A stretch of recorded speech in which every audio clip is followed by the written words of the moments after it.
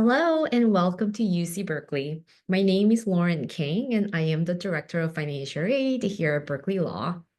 I'm so excited to have you here today as we explore how to make your legal education more affordable. In this presentation, I'll walk you through the estimated cost of attendance, the types of financial aid available at Berkeley Law, how our gift aid process works, and share some key contacts like the Registrar's office and the Health Insurance Waiver office that can help along the way. Let's get started.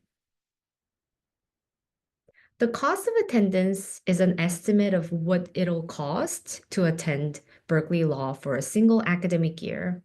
We calculate these figures to give you a realistic idea of what it might take financially to pursue your legal education here.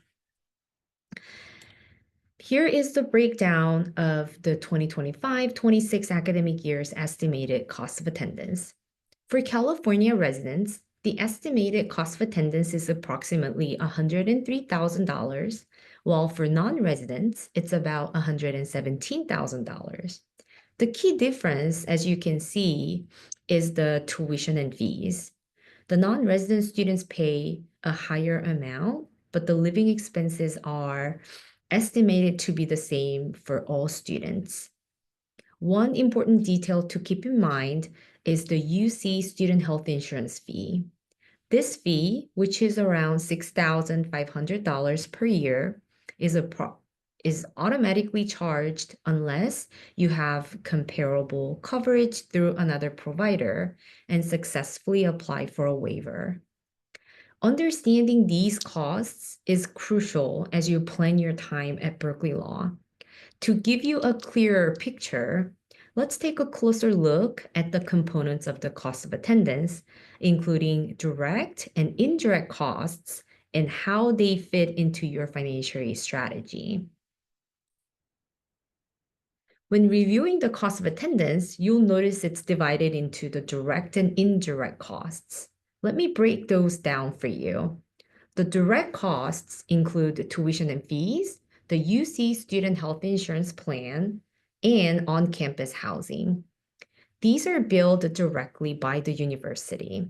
If you're awarded Berkeley Law gift aid, it typically applies only to tuition and fees.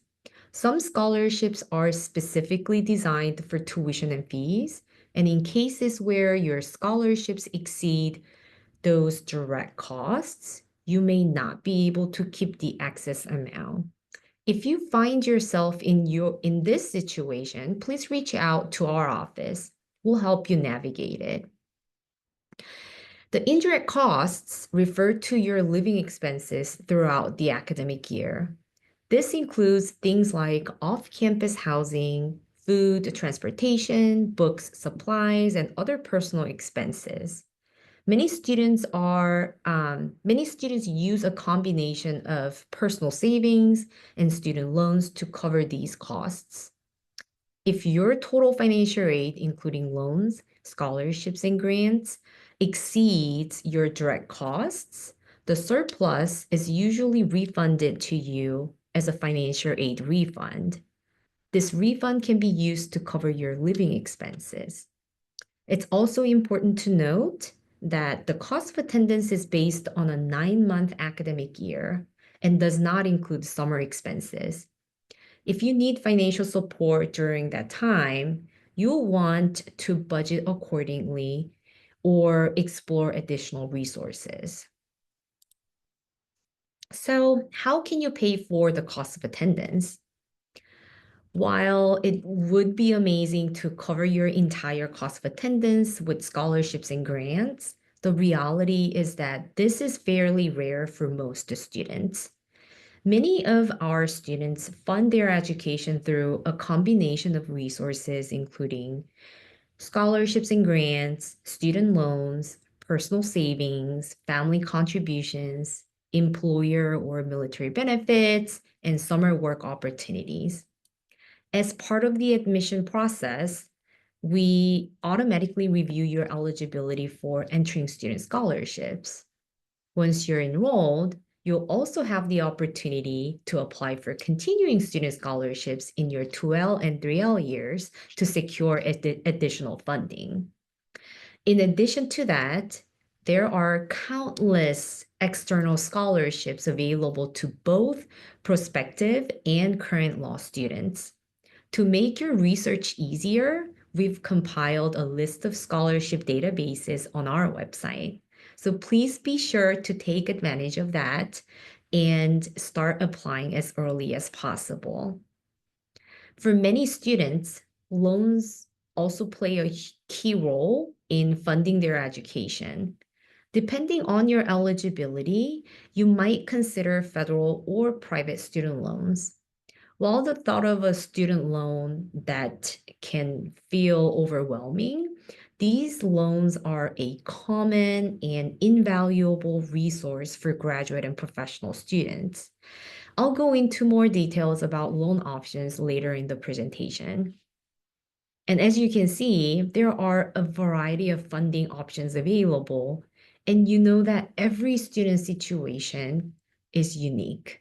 My office is here to support you in figuring out what works best for your circumstances and to guide you through the process. So don't hesitate to reach out to us with any questions. Now, let's take a closer look at the types of gift aid available here at Berkeley Law and how they can help you reduce your overall cost of attendance. At Berkeley Law, we offer two prestigious programmatic scholarships for entering students, the Berkeley Law Opportunity Scholarship, BLOS, and the Public Interest Scholars Program. The BLOS is designed for first-generation college students, while the Public Interest Scholars Program supports students who are deeply committed to pursuing public interest work. These scholarships provide recipients with both financial and programmatic benefits. Financially, they cover full tuition and fees, including the cost of the UC Student Health Insurance Plan, and they are automatically renewed each year for 3 years. Beyond the financial support, these scholarships offer unique opportunities to build connections and enhance your professional journey. Recipients are invited to participate in exclusive networking and social events, as well as activities aimed at fostering a sense of community and supporting career development. The application deadline for both scholarships is December 15th, and whether you are an early or regular decision applicant, you are eligible to apply. The review process begins in January, and award notifications will start going out in February. If you're eligible for either of these scholarships, I highly encourage you to apply. It's a fantastic way to reduce your financial burden while gaining access to invaluable resources and experiences. Now, let's talk about center scholarships. These scholarships don't require a separate application. You're automatically considered during the application process for admissions. We identify eligible students by reviewing your prior experiences, demonstrated commitments, and areas of interests. Center scholarships usually provide an award of $10,000 per year, and they are automatically renewed for up to 6 semesters. Even better, these scholarships can be combined with other Berkeley Law gift aid, which means your total scholarship funding could exceed $10,000.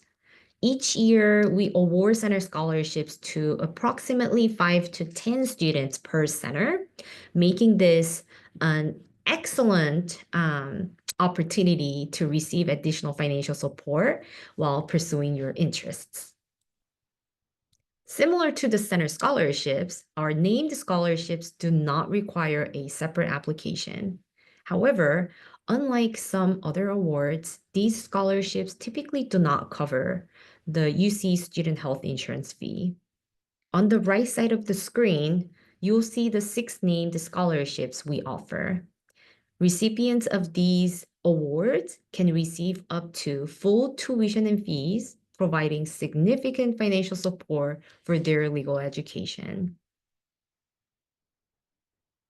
Berkeley Law is fortunate to offer a variety of scholarships generously funded by our donors. The great news for entering students is that you don't need to submit a separate application to be considered for these donor-based scholarships. However, it's important to understand how these scholarships work. The donor scholarships typically replace part of your existing gift aid offer rather than being added on top of it. For example, let's say you've been awarded $30,000 in gift aid and you're eligible for a $10,000 donor-based scholarship. In this case, your total scholarship amount would remain $30,000, but $10,000 of that would be replaced by the donor scholarship. The remaining $20,000 would stay on your account as Berkeley Law gift aid. So what's the benefit of receiving a donor-based scholarship? Well, these scholarships recognize your academic excellence, leadership, the unique qualities valued by our donors. They are a meaningful acknowledgement of your achievements and can serve as a great addition to your resume, helping to showcase your merit to future employers. In addition to the financial support, recipients also have the opportunity to connect with donors, alumni, and other scholarship recipients. This offers fantastic networking opportunities that can help you build valuable relationships for your career. If you meet the eligibility criteria, you may qualify for one of our entitlement scholarships. The first scholarship is the Native American Opportunity Scholarship, NAOP, available to California residents who are members of a federally recognized Native American, American Indian, or Alaska Native tribe. Eligible students will receive an award that covers system-wide tuition, student services fees, and professional degree supplemental tuition. The second scholarship is the Military Promise Program, which is open to active duty U.S. military personnel and honorably discharged veterans. Students who qualify for this scholarship will receive $10,000 per year for 3 years. Within a week of receiving your admission letter, you will be invited to applying for the supplemental gift aid application. We use both your admissions application and the SGA to conduct a holistic review of your eligibility for need-based aid. When you receive your gift aid offer from us, it will not specify whether your aid is based solely on merit, need, or a combination of both. However, if you've completed the SGA, your gift aid offer will reflect a combination of merit and need-based aid. So how do you accept your gift aid offer? To accept your gift aid offer, you must first decline all other offers of admission you've received.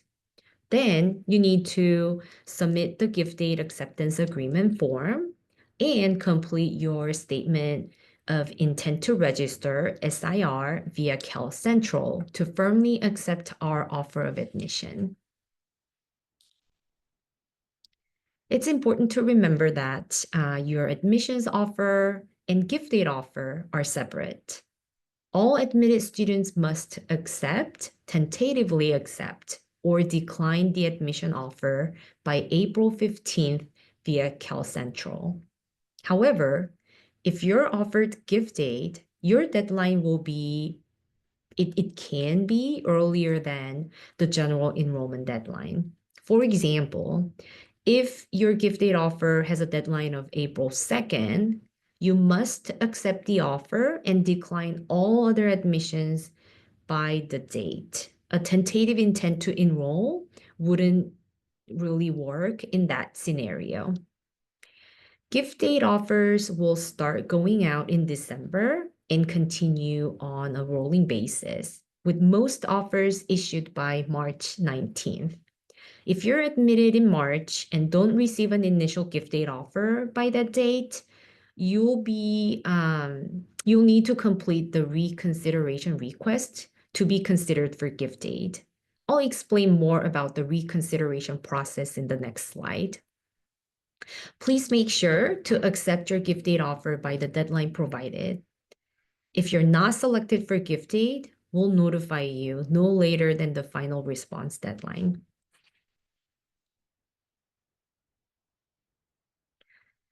Okay, so now let's talk about the reconsideration process. You can submit a reconsideration request in the following situations.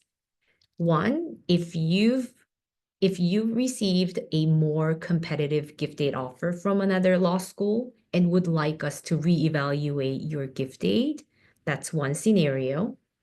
Or if you're facing extenuating financial circumstances and would like us to reassess your need-based aid eligibility, that's another reason. When submitting a reconsideration request, make sure to choose only one offer that is the most competitive. Once you submit your request, we cannot change the offer used for the reconsideration. So please carefully select the one that best aligns with your needs. Additionally, consider the timing that works best for you before submitting your request. Let's talk about when to apply for reconsideration. The application opens from March 19th to April 30th, and we recommend applying about 2 weeks before the response deadline for the other school's offer you're using in the request. This gives us enough time to carefully review your application and get back to you. And one quick request I want to make here is please do not reach out to our office to check the status of your application. We know how important this decision is for you, and we are working very hard to review requests as quickly as we can. If you happen to get a gift aid offer from us while you're waiting to hear from your reconsideration request, then just to send us an email at admits@law.berkeley.edu to ask for an extension of your gift aid acceptance deadline. Okay, let's go over who is not eligible for reconsideration. If you've already accepted a gift aid offer from us, unfortunately, you're not eligible to apply for reconsideration. Additionally, students receiving certain awards are not eligible for this process, including the Binding Early Decision Award, Berkeley Law Opportunity Scholarship, Public Interest Scholars, the NAOP, Berkeley Law and Society Scholars, the Berkeley Builders Fellowship, Berkeley Scholars in Law, Berkeley Justice Fellows, and Innovation Scholars. If you are a recipient of one of these awards, your funding has already been determined as part of the scholarship process. I know that navigating Berkeley Law's gift aid opportunities, whether through the initial application or the reconsideration process, is probably a top priority for many of you right now. But I'd like to take some time to discuss student loan options, as having a solid understanding of loans can be incredibly beneficial in planning how to finance your education. Federal direct loans are one of the most common and valuable resources available to U.S. citizens and non-citizens who are eligible for FAFSA. These are two main types of federal loans to consider. Direct unsubsidized loan offers a lower interest rate compared to the Graduate Plus loan, making it a widely used option. Students can borrow up to an annual maximum of $20,500, and there's no credit check required to qualify. The Graduate Plus loan allows you to borrow up to full tuition and fees and the living expenses, the full cost of attendance, which makes it a helpful resource for covering any remaining financial gaps. However, it typically has a higher interest rate compared to the unsubsidized loan and does require a credit check.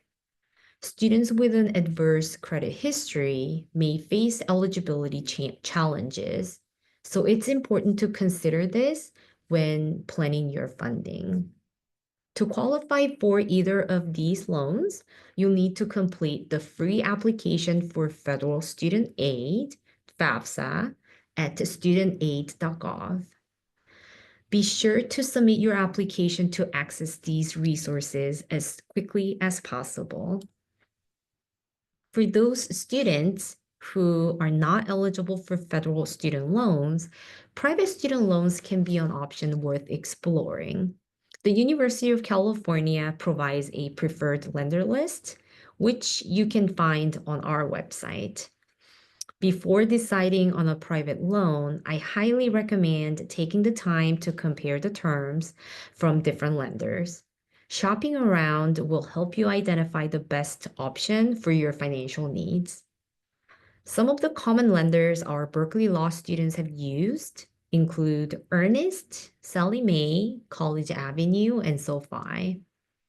Keep in mind that most private lenders will conduct a credit check, and your credit score will play a huge role in determining your interest rate. Depending on your credit profile, you might find that private loans offer lower or higher interest rates than federal loans. So let's talk about how to decide between federal and private student loans. It all comes down to what works best for your situation. So here are some key things to think about. First, the interest rates and repayment options. The federal loans usually have fixed interest rates, which means they stay the same over time. They also offer income-driven repayment plans, which can adjust your payments based on your income. This is super helpful if your income starts low or it'll fluctuates. The private loans, their rates depend on your credit score. They might be variable, which means they can go up or fixed. So sometimes a higher rate than federal loan. Plus, private student loans don't have flexible repayment plans like federal loans do. So usually federal student loan is the loan that we recommend to our students. If you're planning to work in public service or the public interest, federal loans are the way to go. With Public Service Loan Forgiveness, PSLF, if you work for a qualifying nonprofit or government organization and make 120 payments, your remaining balance is forgiven. Also, Berkeley Law has a great loan repayment assistance program, LREP, for graduates in public interest or government roles. So that is another benefit. Private loans, they don't offer forgiveness programs like this usually. Life happens. If you lose your job or face financial challenges, federal loans allow you to pause or lower your payments with deferment or forbearance. This flexibility can really help in really come in handy. With private loans, options like these might be limited or not available at all. Here's another difference. The federal loans don't require a cosigner unless you're denied a plus loan. But for private loans, a cosigner is often necessary if you don't have a strong credit history. This can also be a big ask since It makes someone else responsible for your loan if something happens. And what happens if something happens to you? On a serious note, federal loans are discharged if the borrower passes away. But that means, your family won't be left with your debt. The private loans, that depends on the lender. In many cases, a cosigner or your estate might still be responsible for the balance. Making the right choice depends on your needs and your plans. If you're still weighing your options, keep these points in mind. They'll help you figure out what makes the most sense to you. Now, let's look at the overview of the financial aid timeline. Let's look at the timeline here. First, the initial gift aid offers begin going out on a rolling basis starting in December. To make sure that you're considered for need-based aid, please complete the Supplemental Gift Aid SGA application as soon as possible. Then next, when you receive a gift aid offer, make sure to carefully review your letter.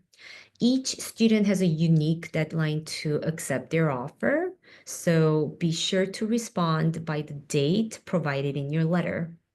Next, if you're planning to apply for reconsideration, the reconsideration application opens on March 19th and closes on April 30th.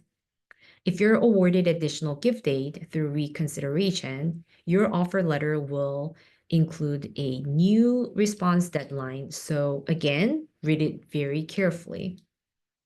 Once your gift aid is finalized, please don't forget to complete the 2025-26 FAFSA application to apply for federal student loans. This is an important step for those planning to borrow loans.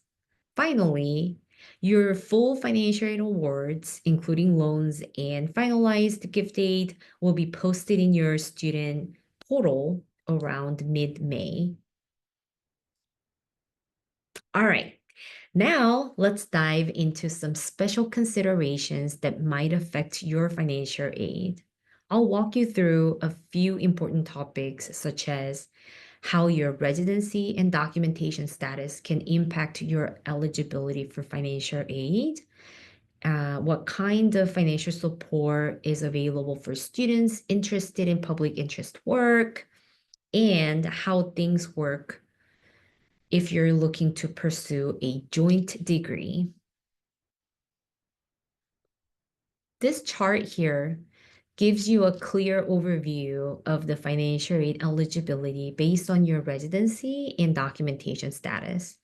For non-resident students, including undocumented individuals, you may be eligible for the AB 540 non-resident tuition exception if you meet all the required criteria. If you're an undocumented student who meets the AB 540 criteria, you can access state and institutional aid. Plus, DACA students have the added benefit of being eligible for certain student employment positions as well. It's important to keep in mind that undocumented students who don't meet the AB 540 criteria can still apply for scholarships and fellowships that aren't based on financial need. However, they won't be eligible for federal student aid, including direct loans or federal work study program, as well as some state programs. At UC Berkeley, we also offer special scholarships and fellowships for undocumented students. If you have any questions or want more information, please don't hesitate to reach out to our office. We're here to help. At Berkeley Law, we have a long-standing commitment to supporting students who want to use their legal education to make a difference in the world. We offer several resources for students who are passionate about public interest work, whether you're just starting out or preparing for your career. So let's talk about some of the financial opportunities we have for public interest students. As mentioned earlier, Public Interest Scholars Program is one of the most prestigious scholarships that we offer because it offers full tuition. It covers full tuition and fees, including the ship. It's for students who are committed to making a positive impact through public service. And it's our way of supporting and empowering the next generation of public interest leaders. If you're interested in pro bono work, the Edley Grant is a great option. To qualify, you'll need to commit to at least 25 hours of qualifying pro bono work. For 1Ls, this provides $5,500, and for 2Ls, it's $6,500. The public interest fellowships are designed for recent law graduates who want to work with underrepresented or disadvantaged groups. The fellowship lasts for a full year, giving you the chance to work on projects that align your legal skills with the needs of vulnerable communities. For recent graduates who haven't yet secured a public interest job, the Bridge Fellowship provides support for a 4-month period to help you transition into your new role. It's a great way to make sure you're not financially stressed while you pursue your public interest career. One of the standout programs we offer at Berkeley Law to support our public interest graduates is the Loan Repayment Assistance Program. LRAP is designed to make student loan repayment more manageable for graduates who choose to work in public interest careers. It's our way of easing the financial burden of those dedicated to work and make a difference in the public sector. Here's how it works. Any JD graduate working in law-related public interest employment can receive LREP assistance for up to 10 years, as long as they join the program within 3.5 years of graduation. For graduates earning $80,000 or less annually, Berkeley Law will cover all of their loan payments with no contribution required from the participant. If you're earning between $80,000 and $120,000, you can still receive partial assistance to help cover your loan payments. But it gets even better. By combining LRAP with the PSLF program, the graduates working in qualifying public interest roles can have their remaining loan balance forgiven tax-free after 10 years of qualifying payments and employment. Generally, to qualify for LRAP, participants must be enrolled in the federal income-driven repayment plan. But starting in 2024, undocumented students eligible for the AB 540 non-resident tuition exemption can also benefit from LRAP if they borrow private loans to cover the cost of attending Berkeley Law. And looking ahead to 2025, international students may be eligible for LRAP if they work with one of the employers listed here on the slide. At Berkeley Law, you have the opportunity to pursue a joint JD and master's degree on campus. However, you must complete a full first year of your Berkeley Law education. And it's highly recommended that you finish your first 2 years of Berkeley Law before starting another program. Admissions to both departments must be secured separately, either concurrently or, sequentially. You can also pursue a PhD in jurisprudence and social justice policy alongside the JD. This requires a separate application for both programs. Joint degree students often finish both degrees in less time than if they are pursued at two separate institutions. The typical time for completing a PhD is 6 years, but it may take up to 7 years if you're also earning a JD during the JSP program.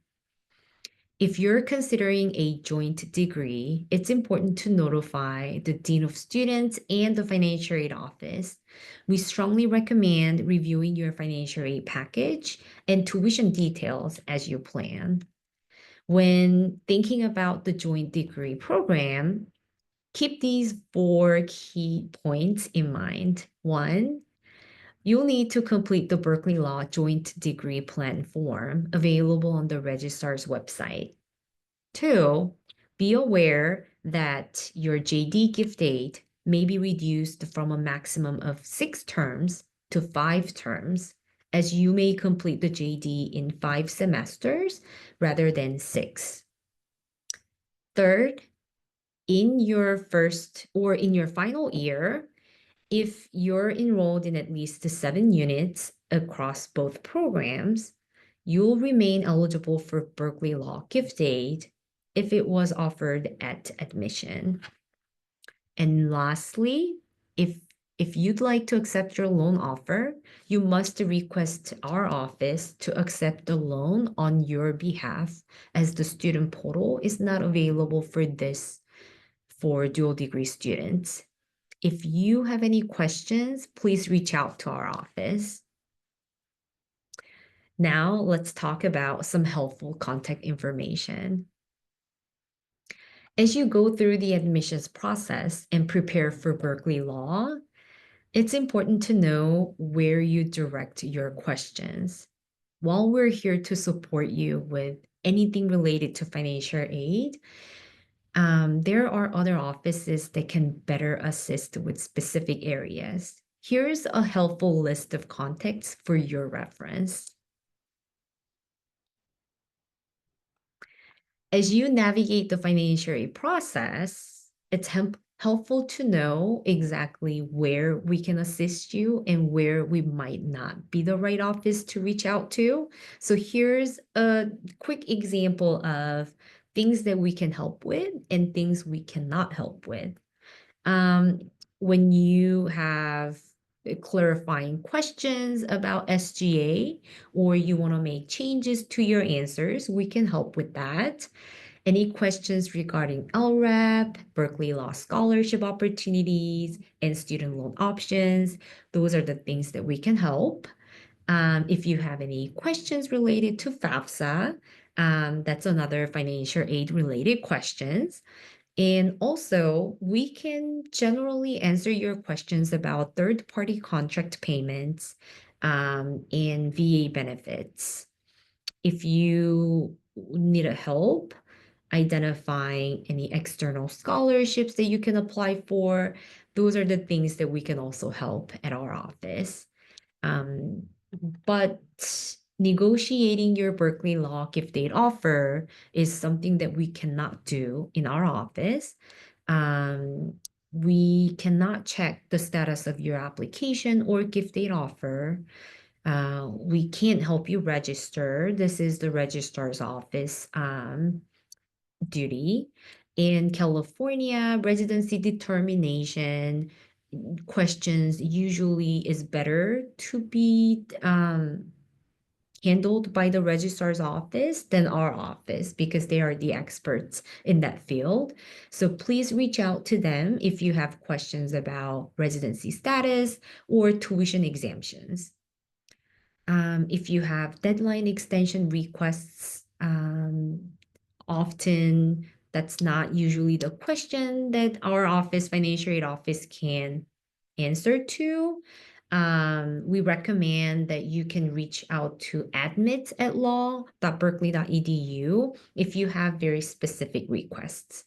And health insurance waiver is handled by the student health insurance program, and you would need to reach out to them for requesting your waiver or understanding what requirements you have to meet. And lastly, here is our office contact information. You can schedule an appointment with our office through the link available on our website. We're committed to supporting you, so don't hesitate to reach out for any help that you may need. As we wrap up, I want to thank you for your time and attention today. I know this is a lot of information to process, but rest assured, we're here to help every step of the way as you prepare for your journey at Berkeley Law. We look forward to seeing you here and supporting you in making the most out of your legal education and beyond. If you have any questions, remember, we're just a phone call away. Best of luck with your decisions and the next steps. We can't wait to welcome you to the Berkeley Law community. Thank you.